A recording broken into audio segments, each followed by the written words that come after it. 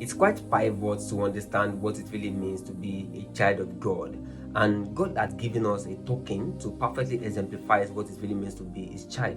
And the token is baptism. Two things happens in baptism. The first, when we go under the water, when we are submerged, it signifies death. Death to what? Death to the natural order after which all men were created. And that order actually comes with its own nature. And that's why even though a baby is innocent, the baby is not righteous. Even though the baby has not committed anything, the baby is not holy. And as the baby starts to grow, you realize that the baby starts producing fruit after the declaration of the nature that is inside of him, that is unholiness, unrighteousness, and enmity with God, simply because that is its nature. But when we come out of the water, it signifies a new life.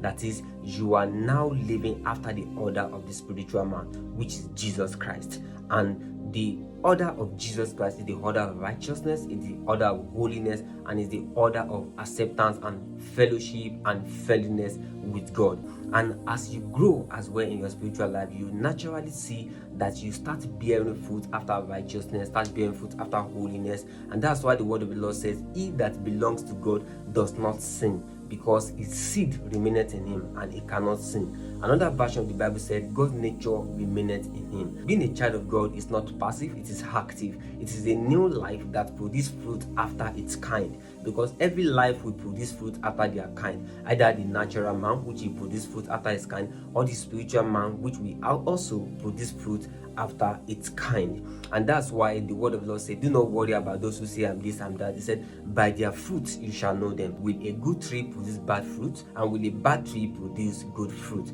So we have the nature of God that as we begin to grow, as we begin to live that life that we've been born again into, we start producing fruit after the order of our creation. Although sometimes we may struggle with some sins and the like, but the fact that you are struggling with a particular sin is an indication that there is actually a seed inside of you that does not want you to live after that order. Because some people commit such kind of a sin and they do not even care, because that seed is not inside of them. So